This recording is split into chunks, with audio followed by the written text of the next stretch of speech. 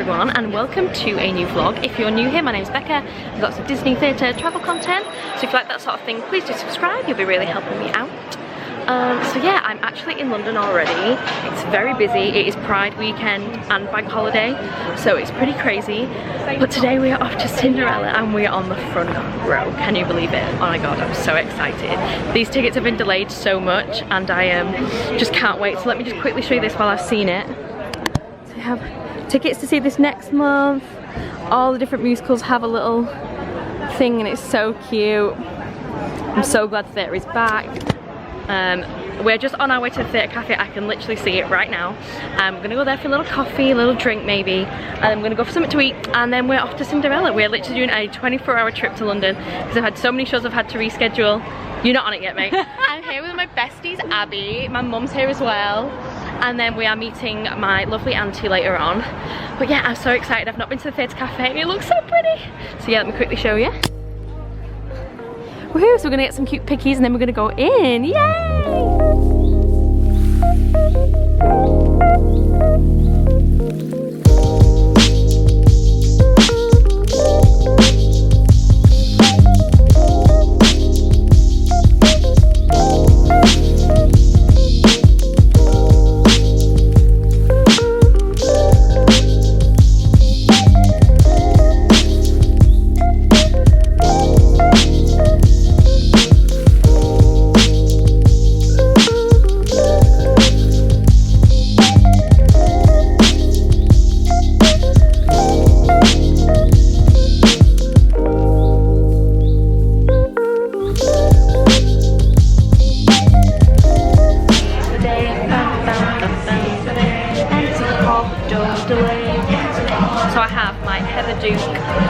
Smoothie. Oh my god, it's actually really nice. Yes, Heather Duke, slay girl. Well, I wanted to get the cocktail of the month, which I think is the Heather's cocktail. They were out. They didn't have Heather McNamara, they didn't have Veronica Sawyer. So we were clutching at straws today. I think they've been very, very busy, but it tastes good to me. I'm happy with that. Good choice. Good choice. I've just left the theatre cafe. As you can see, it's just leaving me behind me, and now we're just going on a little wander around Covent Garden until we find somewhere we want to eat. We were going to go to oh god, yeah, we were going to go and find somewhere to eat, but we're going to have a little walk around Covent Garden first. And yeah, I don't really know. We haven't really got any plans, have we? No, walking around. Look at the one behind me. I can see it. Yeah, I know we're getting tired, so we've been up since like 6 o'clock this morning, so we're trying to get our energy back, go on a little walk, get some energy, have a little stroll, be tourists again, and yeah, see what we can find. We're gonna go to Maxwell's in Covent Garden, but we can't get a table, so I don't think we'll be able to just walk in. So let's just improvise. I'm waiting for Auntie Jo. She's running a bit late, so yeah, she's gonna meet us for food in a bit, so we're just killing some time. It's 4 o'clock and the show starts at 7:30. Yippee! Woo! So we're gonna probably look at getting food in about half an hour.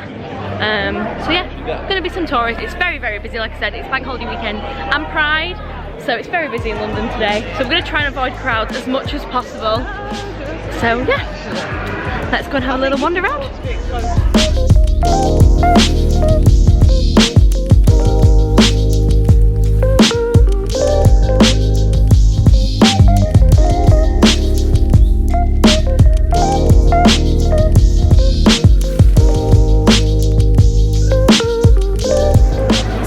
Be sunny all day, and look at this, it's even starting to rain a little bit. Oh my god, it's so grey. I don't know if you can see it on camera, but it's very grey and I'm not happy about it.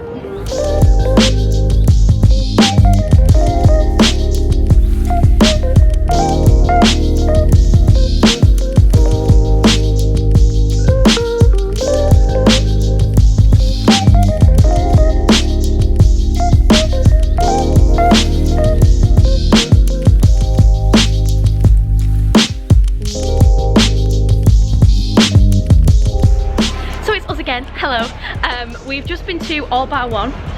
We literally were struggling so much to get in anywhere, like chains, like we tried Pizza Express, Bella Italia, everywhere you could possibly think of, and ZZ's, like it was just so busy everywhere, even for like chain restaurants, like just had nothing unless you like sat outside. But It was a bit windy at the time and cold, so we didn't want to do that.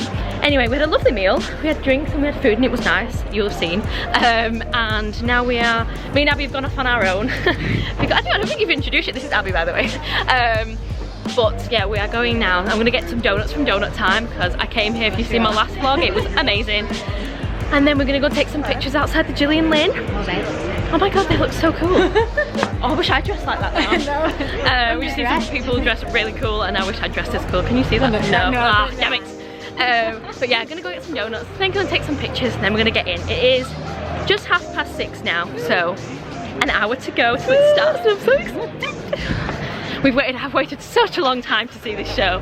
It's been cancelled 3 times and now I'm actually gonna see it. I still don't believe it until I'm sat in that seat and I see Carrie's face. And but it's gonna happen. Open. And the overture begins and then I'll be like, yes! But yeah, we're off now and I'm getting really excited. Let's go and see Cinderella!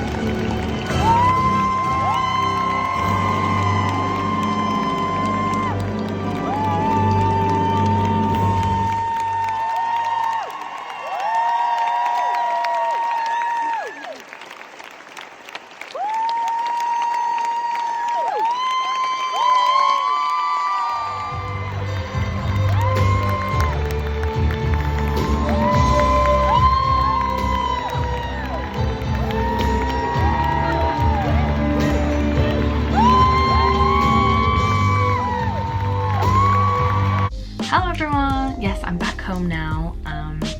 It's now Monday and obviously I saw the show Saturday night. I just thought I'd come on and give you like a little honest review of the show. I've read a lot of reviews of the show and they've been very mixed. Obviously I was very nervous about seeing the show because it's had so many mixed reviews, but I absolutely loved it. It's now one of my favourite shows ever. It's in my top 5. But there were some things I didn't like, I'm not gonna lie. Like, that's pretty much with every show though. There's always gonna be something that you change. So I'm gonna go through my positives first and then my negatives. I've got my cute little Cinderella mug. How pretty. This was £12 and I love theatre mugs. So positives first, because always positive energy for me. And obviously Carrie as Cinderella, well, I have no words. If you know me, I'm a huge Carrie Hope Fletcher fan. I love her books, vlogs, and obviously her West End performing skills. If I could be anyone in the world, I would be Carrie Hope Fletcher. But yes, she absolutely killed it as Cinderella. Her vocals were amazing, her acting amazing. Like, she is just meant to be a West End leading lady. no doubt about it. Then you're talking about next Ivano, who played Prince Sebastian, was absolutely unreal. To say he's straight out of drama school, it's like absolutely mind-blowing to me. His dancing was incredible. Like, he has a little dance solo and it was just insane. His vocals was amazing. Like, Only You Lonely You was one of my favourite songs that they released before the rest of the album. The reception that that song got was absolutely insane. The audience went crazy, like absolutely crazy, like screaming and clapping and cheering, obviously after the song had finished, and he commanded that stage. Like, he's on his own with barely any set around, and yeah, he killed it. And yeah, you could see the emotion in his eyes when he got that applause. I think he was a bit taken aback. Like, it must be an amazing feeling back at a full capacity like audience, and he's never really performed before. So yeah, that was amazing. He also has a scene at the beginning of Act 2, just after the ball, and he was literally like crying through it. Like, the emotion that he can portray as an actor and a performer is one of the best I've ever seen. My favourite numbers were It Has to Be Her, which leads to Bad Cinderella, which Bad Cinderella was a bit like, when I started, obviously it was like the first song they ever released of the new version, of Andrew Lloyd Webber's version, and it just kind of got a bit boring after a while, but seeing the staging of it, it's so funny. Like, loved it. Loved the choreography that they did to that. Man's Man. Don't take your kids. Or your grandma. No, your grandma would love it. I was with my mum, my best friend and my auntie, and I think we all were a bit like, whew, okay. It was very funny. It's basically like Magic Mike live. It was very entertaining. Yeah, it was very good. It's a very funny song, but the dance moves are, yeah, you'll remember it anyway. Only You Lonely You, obviously, and then obviously Carrie's two main solos, I Know I Have a Heart and Far Too Late. And of course, with every show, Act 1 is always going to be my favourite. It was the same for this show. There's a lot of songs, like I say, from the cast recording that are a lot more better when you actually see them live. They're not songs that I would necessarily listen to on repeat or add to my musical playlist. If you can, I really recommend trying to get front row seats to the show, or at least the first few rows of the stalls, because you'll be moved in more ways than one. That's all I'm going to say. If you do want to know, I am going to basically explain what happened, so I'm giving you your spoiler warning now. You have 5 seconds. 5, 4, 3, 2, 1. You have been warned. So yeah, basically, if you are lucky enough to be in the ball and have tickets for those first few rows of the stalls, you will not be disappointed. The whole time we were like, what's going to happen? Like, how are we going to move? I don't understand. But basically, the entire first block of seats is basically like kind of attached to the stage, but you would never know it. And you end up moving around during the waltz at the beginning of Act 2.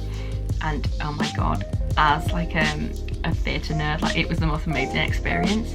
So at one point, you basically facing the audience just like you were part of the show. You basically in and around the set. Obviously you can't film anything, and I never would try, but yeah, basically you're in the set, and it was the most mind-blowing thing I've ever seen.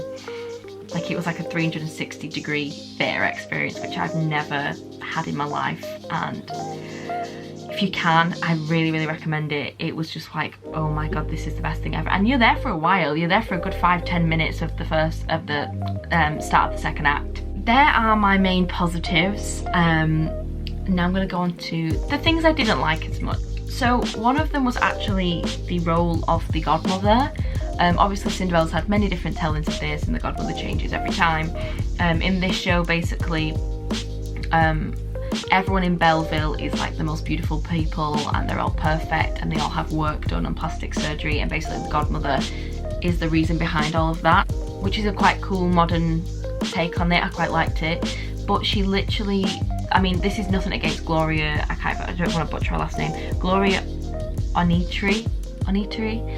She was sensational. Like, her vocals absolutely bow down too, but I just felt like she didn't have enough of a role. Like, the fairy godmother, I feel like she needed like more. Like, she literally had the last scene of Act 2, which was a big number, but at the same time, like, she wasn't in it enough for me. And then she literally is in that big scene there, and then she appears randomly in Act 2 where Prince Sebastian, well, she bumps into Sebastian, and she gives him the necklace that basically Cinderella gave up to have this massive transformation because she didn't have any like physical money. And I don't know, I just thought like she basically completely transformed Cinderella, gives her these beautiful crystal slippers, the beautiful gown and everything, hair, makeover, everything for the necklace, and she just gives it back to Sebastian like it's nothing. I don't know, I just thought it was really random.